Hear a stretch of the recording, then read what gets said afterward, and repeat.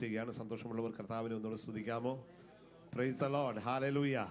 കർത്താവിൻ്റെ ദാസൻ പറഞ്ഞല്ലോ, എൻ്റെ പേര് ജോബി ടി രാജൻ. ഞാൻ 2004 പഠിച്ചിട്ട് വീണ്ടും വടക്കേണ്ടിയിലേക്ക് പോയത്. ഞാൻ 93 മുതൽ വടക്കേണ്ടിയിൽ വർക്ക് ചെയ്യുവാൻ കർത്താവ് അവിടെ പോയി. ബോംബെയിലാണ് ഞാൻ ആദ്യം പഠിക്കുവാൻ പോയത്. പഠിച്ചതിന് ശേഷം അവിടെ ഗ്രാമങ്ങളിൽ കർത്താവിൻ്റെ വേല ചെയ്തു. ശേഷം ബാംഗ്ലൂരിൽ ഒരു 3-4 വർഷം ഉണ്ടായിരുന്നു. ആ സമയത്താണ് പ്രിയ സിസ്റ്റർ ഷൈനിയുടെയും ബ്ലെസ്സിയുടെയും ഒക്കെ കൂടെ അവിടെ ഞങ്ങൾ ആ ചർച്ചിലാണ് ഒരുമിച്ച് ദൈവത്തെ ആരാധിപ്പാനും ഒരു 3-4 വർഷവും ആ ബന്ധം ഇന്നും തുടരുവാൻ കർത്താവ് കൃപ ചെയ്യുന്നു. ദൈവത്തിൻ്റെ വിശ്വസ്തതയ്ക്കായി ഞാൻ ദൈവത്തിന് സ്തോത്രം ചെയ്യുകയാണ്. ഞാനിപ്പോൾ ഈ യാത്രയ്ക്ക് തിരിച്ചത് കഴിഞ്ഞ മാർച്ച് മാസത്തിൽ പെട്ടെന്നൊരു പ്ലാൻ ചെയ്താണ് തിരിച്ചതിൻ്റെ പിന്നിൽ ഒരു ഉദ്ദേശമുണ്ട്. നിങ്ങൾക്കെല്ലാം അറിയാം, നോർത്ത് ഇന്ത്യയിലെ വേലകൾക്ക് വലിയ പ്രതികൂലങ്ങളിൽ കൂടെ കടന്നു പോകുന്ന ഒരു സമയമാണ്. ഒരു സൈഡിൽ നോർത്ത് ഇന്ത്യയിൽ പ്രശ്നങ്ങളുണ്ട്, എന്നാൽ മറു സൈഡിൽ കർത്താവിൻ്റെ വേല വളരുന്നുമുണ്ട്. സ്തോത്രം. 100-500 പേരൊക്കെ കൂടുന്ന സഭകൾ ദൈവം ഞങ്ങൾക്ക് തന്നിട്ടുണ്ട്. അതിനേക്കാൾ ഉപരിയായി നോർത്ത് ഇന്ത്യയിൽ ഒരു വലിയ ഉണർവ് ഗ്രാമങ്ങളിൽ സംഭവിക്കുന്നുണ്ട്. സ്തോത്രം. നിങ്ങൾക്ക് എത്ര പേർക്ക് വിശ്വസിക്കാൻ പറ്റുമെന്ന് എനിക്കറിയത്തില്ല, എന്നാൽ ഞാൻ പറയാം. ഗുജറാത്ത് പോലുള്ള സംസ്ഥാനത്ത് പല ഗ്രാമങ്ങളുണ്ട്. ഏതാണ്ട് 90% മുകളിൽ വിശ്വാസികളുള്ള ഗ്രാമങ്ങൾ. സ്തോത്രം. കർത്താവിൻ്റെ വേല ശക്തമായ ദൈവം വളർത്തുന്നു. എന്നോട് ചേർന്ന് മധ്യപ്രദേശിലും മഹാരാഷ്ട്രയിലും രാജസ്ഥാനിലും ഗുജറാത്തിലുമായിട്ട് ഏതാണ്ട് 45ഓളം ദൈവദാസന്മാർ കർത്താവിൻ്റെ വേല ചെയ്യുന്നു. ദൈവം അവരുടെ മധ്യത്തിൽ അവർക്ക് വേണ്ടി പോയി വേല ആരംഭിപ്പാനും അവരുടെ മധ്യത്തിൽ ശുശ്രൂഷിപ്പാനും ദൈവം എനിക്ക് കൃപ തന്നുകൊണ്ടിരിക്കുന്നു. അതോർത്ത് ദൈവത്തിന് സ്തോത്രം ചെയ്യുകയാണ്. ഞങ്ങളോടുകൂടെ പ്രവർത്തിക്കുന്ന ഒരു കർത്താവിൻ്റെ ദാസനുണ്ട് മധ്യപ്രദേശിൽ, പാസ്റ്റർ പ്രതാപ് സിംഗ് മധ്യപ്രദേശിലെ ഖർഗോൺ ഡിസ്ട്രിക്റ്റിൽ താമസിച്ചുകൊണ്ട് കർത്താവിന് വേല ചെയ്യുന്ന ഒരു ദൈവദാസനാണ്. ദൈവം തന്നെ ശക്തമായി ഉപയോഗിക്കുന്നു. താൻ മുഖാന്തരം അവിടെ ഏതാണ്ട് 17 സഭകൾ ഗ്രാമങ്ങളിൽ ആരംഭിക്കുവാൻ ദൈവം കൃപ തന്നു.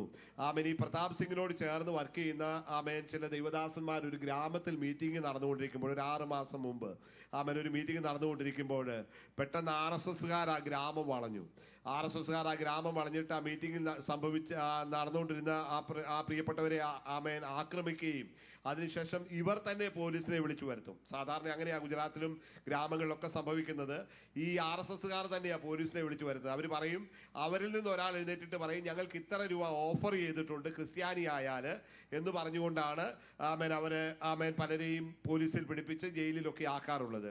അങ്ങനെ അവിടെയുള്ള ഒരു മനുഷ്യൻ പറഞ്ഞു, എനിക്ക് ഇത്ര രൂപ തരാമെന്ന് പറഞ്ഞു, വിശ്വാസി ആയാലെന്ന് പറഞ്ഞ്. അങ്ങനെ അവിടെ ഉണ്ടായിരുന്ന ചില ദൈവദാസന്മാരെയും 3-4 വിശ്വാസികളെയും പോലീസ് സ്റ്റേഷനിൽ പിടിച്ചുകൊണ്ടുപോയി. അപ്പോൾ ഈ പ്രതാപ് എന്ന് പറയുന്ന കർത്താവിൻ്റെ ദാസനാണ് അവിടെ നമ്മുടെ ഏരിയ ലീഡറായിട്ട് പ്രവർത്തിക്കുന്നത്. ആ ദൈവദാസൻ ഒരു സ്കൂളിലെ ടീച്ചറായിരുന്നു. ഒറ്റയ്ക്ക് വിശ്വാസത്തിൽ വന്നതാ.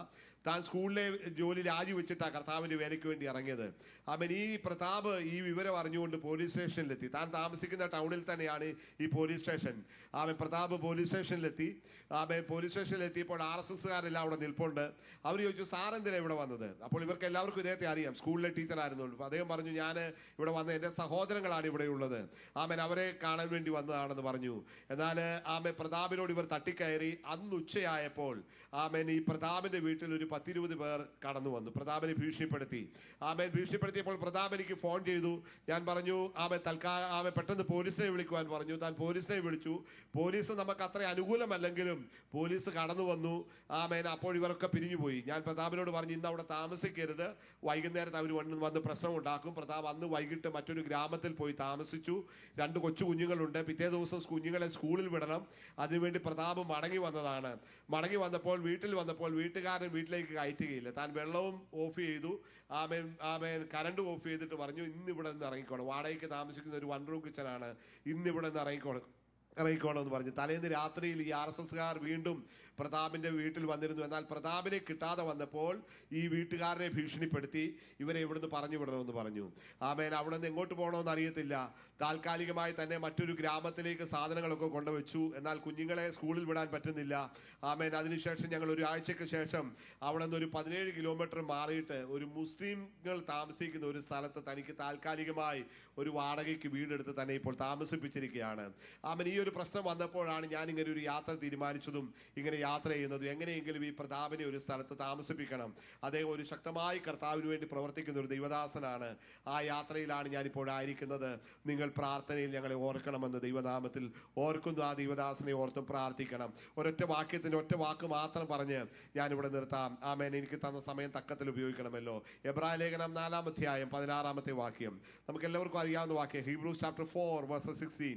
ആമേൻ. അവിടെ വായിക്കുന്നത്, അതുകൊണ്ട് കരുണ ലഭിപ്പാനും തത്സമയത്ത് സഹായത്തിനുള്ള കൃപ പ്രാപിപ്പാനുമായി നാം ധൈര്യത്തോടെ കൃപാസനത്തോട് അടുത്ത് ചെല്ലുക. സ്തോത്രം. ഇന്ന് പകൽക്കാലം സന്തോഷത്തോടെ ദൈവസന്നിധി വന്ന എത്ര ദൈവമക്കളുണ്ട്? അവർ ദൈവത്തെ ഒന്ന് സ്തുതിച്ചാട്ടെ. സ്തോത്രം. ധൈര്യത്തോടെ കൃപാസനത്തോട് അടുത്ത് ചെല്ലുക. സ്തോത്രം. അതൊരു വലിയ സബ്ജക്റ്റാണ്. എൻ്റെ മുമ്പിലുള്ള സമയത്തിൽ ഞാൻ 1-2 പോയിന്റ് മാത്രം പറഞ്ഞിട്ടങ്ങ് നിർത്താം. ധൈര്യത്തോടെ കൃപാസനത്തോടെ. ഇന്ന് വന്നപ്പോൾ നമ്മൾ ആരെങ്കിലും ഭയന്നാണോ ദൈവസന്നിധി വന്നത്? അല്ല. പഴയ നിയമ ഭക്തന്മാർ ഭയത്തോടെയാണ് ദൈവസന്നിധി വന്നിരുന്നത്. ദൈവസന്നിധിയിൽ ദൈവസാന്നിധ്യം ഇറങ്ങുന്ന കൃപാസനത്തോട് അടുത്തു വരുവാൻ ആണ്ടിലൊരിക്കൽ മഹാപുരോഹിതന് മാത്രമേ യോഗ്യതയുണ്ടായിരുന്നുള്ളൂ. അതും തനിക്കും തന്റെ ജനത്തിന്റെയും പാപത്തിന്റെ പരിഹാരത്തിനായി യാഗം അർപ്പിച്ചിട്ടാണ് പോയിക്കൊണ്ടിരുന്നത്. അപ്പോൾ പോകുമ്പോൾ പോലും ഉള്ളിലൊരു ഭയമുണ്ട്. എന്താ? ഞാൻ അവിടെ പോയാൽ ഒരു പക്ഷെങ്കിൽ എൻ്റെ ജീവിതത്തിൽ എന്തെങ്കിലും വീഴ്ചകൾ ഉണ്ടെങ്കിൽ എന്തുണ്ടാകും? ആമൻ, മരണമാണ്. ആമൻ. ആ ഭയത്തോടെയാ പോകുന്നത്. എന്നാൽ ഇന്ന് പകൽക്കാലം സന്തോഷത്തോടെ ദൈവസന്നിധിയിൽ വന്ന ദൈവമൊക്കെ ദൈവത്തിന് ഒരു സ്തോത്രം കരയറ്റിയാട്ടെ. ഹല്ലേലൂയ. ആമൻ. ഇന്ന് നാം എവിടെയായിരുന്നാലും അവിടെ ദൈവ സാന്നിധ്യമുണ്ട്. ഞങ്ങൾ മരച്ചോട്ടിലിരുന്ന് വരെ ആരാധിക്കാറുണ്ട്. അവിടെയും ദൈവ സാന്നിധ്യമുണ്ട്. ആമൻ. ദൈവത്തിന് സ്തോത്രം കരയറ്റുകയാണ്. എന്നാൽ ഈ കൃപാസനത്തോട് അടുത്തു വരുമ്പോൾ, ദൈവസന്നിധിയോട് അടുത്തു വരുമ്പോൾ എങ്ങനെയാണ്? നാം 9-ാം അധ്യായം ആമൻ അതിന്റെ 4-ാമത്തെ വാക്യം മുതൽ വായിക്കുമ്പോൾ, എബ്രായ ലേഖനം 9:4 മുതൽ വായിക്കുമ്പോൾ, കൃപാസനത്തോട് അടുത്തു വരുമ്പോൾ ആമൻ ആ കൃപാസനത്തിന് ഉള്ളില് ആമൻ ആമൻ ആമൻ അഹരോന്റെ തളിർത്ത വടിയുണ്ട്. ആമേൻ. മന്ന ഇട്ടുവെച്ച പൊൻപാത്രമുണ്ട്. ആമേൻ. പിന്നെ ആമേൻ നിയമത്തിന്റെ കൽപ്പനകളുണ്ട്. അതിന് മീതെ കൃപാസനത്തെ മൂടുന്ന തേജസ്സിന്റെ കെരൂബുകളുണ്ട്. സ്തോത്രം. അപ്പോൾ ഈ കൃപാസനത്തോട് അടുത്ത് വരുമ്പോൾ ആദ്യം കാണുന്നത് എന്താ? ആദ്യം കാണുന്നത് എന്തായിരിക്കും? കൃപാസനത്തിനകത്താണ് മന്ന ഇട്ടുവെച്ച പൊൻപാത്രവും തളിർത്ത വടിയൊക്കെ അതിനകത്താ. എന്നാൽ ആദ്യം കാണുന്നത് എന്തായിരിക്കും? തേജസ്സിന്റെ കെരൂബുകൾ. ഈ കെരൂബുകൾ എങ്ങനെയായിരിക്കുന്നത്? കെരൂബുകൾ എങ്ങനെയായിരിക്കുന്നത്? ആമേൻ. ആമേൻ. പുറപ്പാട് പുസ്തകം 25-ാം അധ്യായം 25-ാം അധ്യായം 20-ാം വാക്യം വായിക്കണ്ട, സമയമില്ലാത്തോട് വായിപ്പിക്കുന്നില്ല. 25-20 തൊട്ട് നമ്മൾ വായിക്കുമ്പോൾ അവിടെ എങ്ങനെയാ കാണുന്നത്? കെരൂബുകൾ മേലോട്ട് ചിറക് വിടർത്തി മുഖത്തോട് മുഖം നോക്കി തമ്മിൽ അഭിമുഖമായിരിക്കണം. തമ്മിൽ അഭിമുഖമായി എന്ന് പറഞ്ഞാൽ അതിന്റെ അർത്ഥം എന്തുവാ? ദൈവസന്നിധിയിൽ വരുന്ന ദൈവമക്കൾ തമ്മിൽ അഭിമുഖമായിരിക്കത്തക്കതായ ബന്ധത്തോടെ നാം ദൈവസന്നിധിയിൽ വരുമ്പോൾ അവിടെയാ ദൈവസാന്നിധ്യം ഇറങ്ങി വരുന്നത്. ഒന്ന് ദൈവത്തിന് സ്തോത്രം കരയറ്റാമോ? ആമേൻ. ആമേൻ. ദൈവമക്കൾ ഒരുമിച്ച് ഒരു മനസ്സോടെ ദൈവത്തെ ആരാധിക്കാൻ കടന്നു വരുമ്പോൾ അവിടെ ദൈവസാന്നിധ്യം ഇറങ്ങി വരും. ഇനി ആ പെട്ടകത്തിനകത്ത് എന്തുണ്ട്? ആ പെട്ടകത്തിനകത്ത് എന്താ ഉള്ളത്? അതിനകത്ത് മന്ന ഇട്ടുവെച്ച പൊൻപാത്രം, അഹരോന്റെ, അതെല്ലാം പറയുന്നില്ല. എന്നാൽ മന്ന ഇട്ടുവെച്ച പൊൻപാത്രം, അതിന്റെ അർത്ഥം എന്താണെന്നറിയാമോ? ആമേൻ. ആ മന്ന ഇട്ടുവെച്ച പൊൻപാത്രം എന്ന് പറയുന്നത് ഇവരുടെ യാത്ര എതിരെയായിരുന്നു. മരുഭൂമിയിലാ. മരുഭൂമിയിൽ നടാനോ നനയ്ക്കാനോ ഒന്നും സാധിക്കത്തില്ല. എത്ര വർഷം യാത്ര ചെയ്തു? 40 വർഷം യാത്രയാ. നീണ്ട 40 വർഷത്തെ യാത്ര. ഈ 40 വർഷത്തെ യാത്രയിൽ നടുവാനും നനയ്ക്കുവാനും സാധിക്കാതിരിക്കുമ്പോൾ ആമൻ എന്തെങ്കിലും ആമൻ ലഭിക്കണമെങ്കിൽ ദൈവത്തിന്റെ മുഖത്തേക്ക് നോക്കണമായിരുന്നു. എന്ന് പറഞ്ഞാൽ മരുഭൂമിയിൽ അവർക്ക് ആവശ്യമുള്ള നന്മ കൊടുത്ത് അവരെ നടത്തിയ ദൈവത്തിന്റെ വഴികളെ മറന്നു പോകരുത്. അതിനാ ദൈവം പറഞ്ഞത്. അതിന് ആമേൻ ദൈവസന്നിധിയിൽ വരുമ്പോൾ ഈ കൃപാസനത്തിനകത്ത് എന്തുണ്ടാകണം? ആമേൻ മന്ന ഇട്ടു വെച്ച്. ഇന്ന് രാവിലെ കാലം ദൈവത്തെ ആരാധിക്കാനും കടന്നു വന്നിരിക്കുന്ന ദൈവജനമേ, കഴിഞ്ഞ കാലങ്ങളിൽ ദൈവം നമ്മെ നടത്തിയ ദൈവത്തിന്റെ വിശ്വസ്തതകളെ ഒന്ന് ഓർക്കാമോ? ദൈവം നമ്മോട് കാണിച്ച ദൈവത്തിന്റെ സ്നേഹത്തെ ഒന്ന് ഓർക്കാമോ? അവൻ എത്ര വിശ്വസ്തനായിരുന്നു, എത്ര അത്ഭുതകരമായി നമ്മെ നടത്തി. ആ ദൈവത്തിന്റെ വഴികളെ ഓർത്ത് ഇന്ന് പകരക്കാരൻ ദൈവത്തിന് സ്തോത്രം കരയറ്റാം. സ്തോത്രം. ബാംഗ്ലൂരിൽ പഠിച്ചു കഴിഞ്ഞപ്പോൾ എനിക്ക് എലഹങ്ക ഏജി ചർച്ച് തന്നായിരുന്നു. ആമേൻ. അന്ന് എനിക്ക് എൻ്റെ ഉള്ളിൽ പിന്നെയും മടങ്ങി ഗുജറാത്തിന് പോകണമെന്നുള്ള ആഗ്രഹം കൊണ്ട് ഞാനങ്ങ് മടങ്ങിപ്പോയതാ.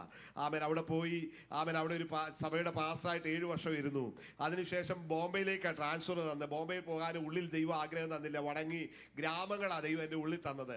അതുകൊണ്ട് ഗ്രാമങ്ങളിൽ പ്രവർത്തിക്കണമെന്നുള്ളത് കൊണ്ട് ഞാനിപ്പോൾ പാർക്കുന്ന സെൽവാസ എന്ന് പറയുന്ന സ്ഥലത്ത് വന്ന് ഞങ്ങൾ ആമേൻ ഒരു പ്രവർത്തനം ആരംഭിച്ചു. ആദ്യം ആരംഭിക്കുവാൻ വരുമ്പോൾ ആരുമില്ല. ഞാനും എൻ്റെ ഭാര്യയും 2 കുഞ്ഞുങ്ങളും മാത്രം, ആരുമില്ല.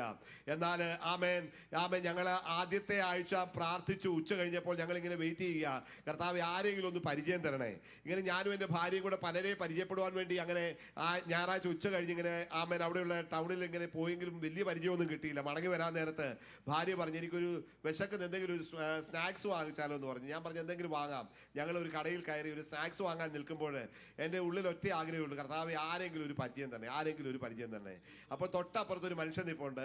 ആ മനുഷ്യനെ കണ്ടപ്പോൾ ഏതാണ്ട് ഒരു സൗത്ത് ഇന്ത്യക്കാരൻ്റെ ഒരു ലുക്കൊക്കെ തോന്നി. ഞാൻ ചോദിച്ചു, സൗത്ത് ഇന്ത്യയിൽ നിന്നാണോ? അപ്പോൾ അദ്ദേഹം പറഞ്ഞു, അതെ ഞാൻ സൗത്ത് ഇന്ത്യയിൽ നിന്ന്, ബാംഗ്ലൂരിൽ നിന്നാന്ന് പറഞ്ഞു.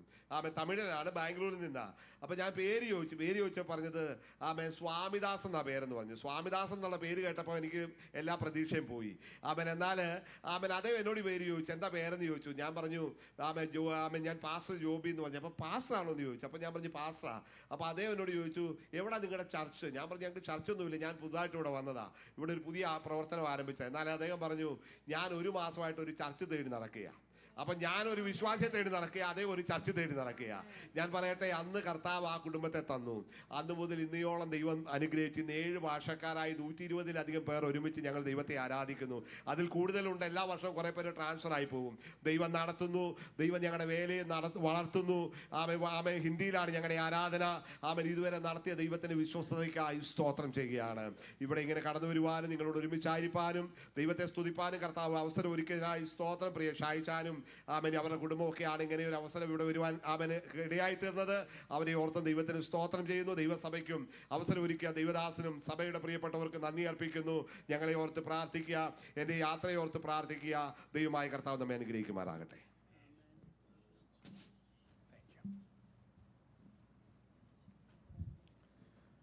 Thank you, Pastor Joby, for sharing the Word of God and sharing about your ministry. Continue to pray for Pastor. He shared about his ministry in Gujarat, and he has 45 churches in Gujarat. So we got to pray for each fellowship. There are a lot of persecutions going on, and we know, and we've been praying for it. So continue to pray for his ministry, his travel. Kartava Sahai